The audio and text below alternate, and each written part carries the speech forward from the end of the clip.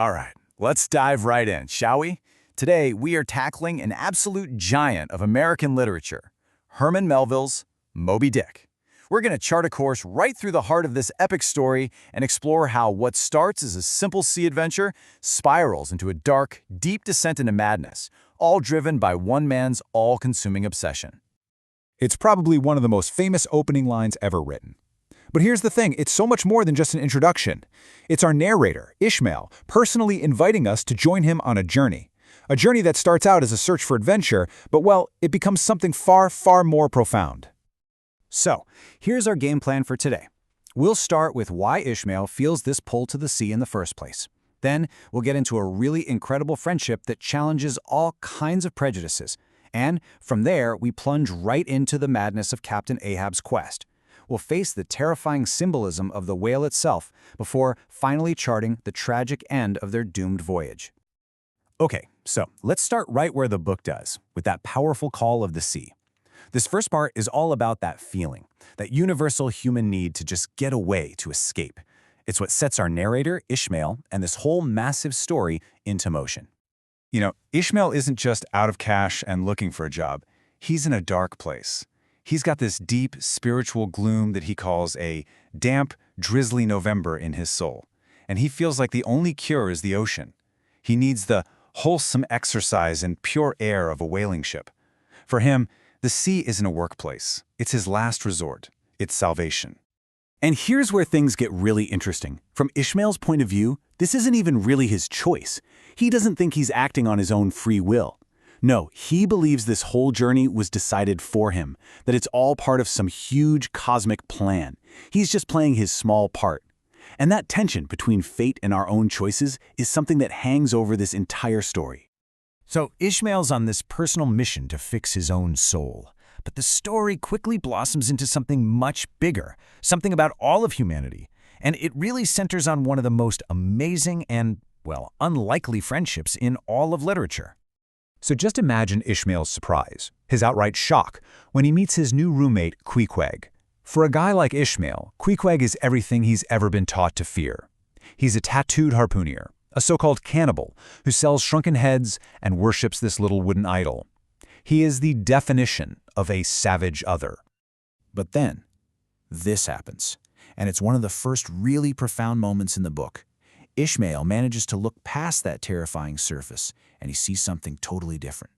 He sees Queequeg's quiet dignity, his noble spirit, what he calls a simple, honest heart. And right there, a friendship is born that just smashes through all the barriers of race, religion, and culture. It really becomes the moral compass of the whole story. All right, now get ready, because the whole tone of our story is about to shift dramatically.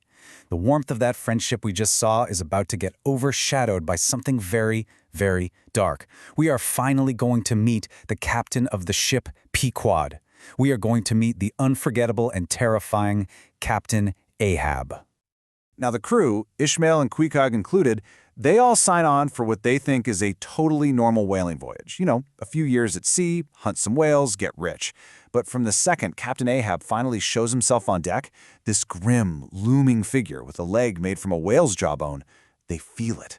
There's a dark, secret purpose driving the ship. And that's the question that really kicks off the whole conflict of the novel. The Pequod isn't just out there for whale oil. Nope, it's hunting one single legendary whale, the great white whale that took Ahab's leg, Moby Dick. Now this is so important. Ahab's quest isn't just simple revenge because he lost a leg. Melville tells us that this obsession festered. For months and months, as he was recovering, his mind just twisted that physical pain into a single, all-consuming madness. It literally turned all his intelligence and his sanity into a weapon for that one purpose. The word for this is monomania. And it's not that Ahab is totally insane. Actually, in many ways, he's still a brilliant sea captain. But every ounce of his intelligence, every bit of his willpower is now pointed at this one pathological goal, finding and destroying Moby Dick. So this brings us to the very heart of the novel, the object of Ahab's obsession, the great white whale himself. But what does Moby Dick actually represent? What is he? This is where Melville does something absolutely genius. Think about the color white. Usually we associate it with good things, right? Purity, innocence, justice, the divine. Well, Melville grabs that idea and completely flips it on its head. For Ishmael, whiteness becomes the ultimate source of terror. It's the color of ghosts, of a godless, empty universe. It's horrifying. Ishmael really chews on this idea, and he realizes that the fear of Moby Dick isn't just because the whale is big and dangerous. No, the whale is a symbol for everything in the universe that is unknowable, unconquerable, and completely, terrifyingly indifferent to us. For Ahab, Moby Dick is the living face of evil, and he feels he has to strike through the mask.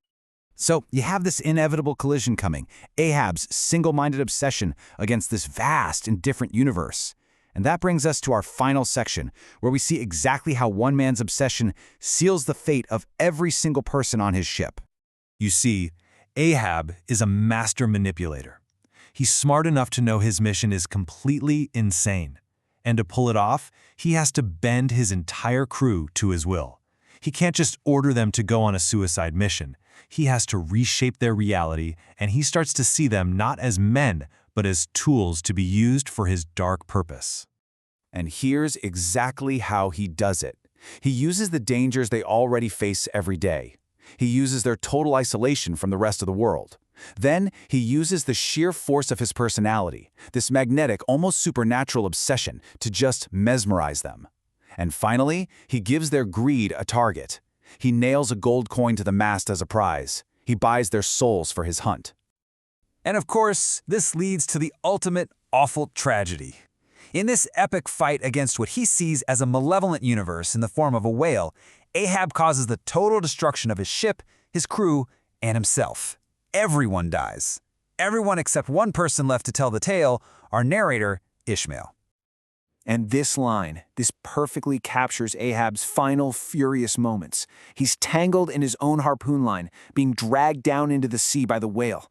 And even as the ocean is closing over his head, he's completely defiant, totally unrepentant, just consumed by his hatred right up to the very end.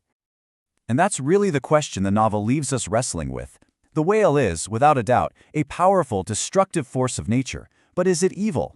Or is the real monster that monomania that can take root inside the human heart, an obsession so powerful it can drive someone to sacrifice everything and everyone for one single vengeful goal? That is the terrifying question at the very heart of Moby Dick.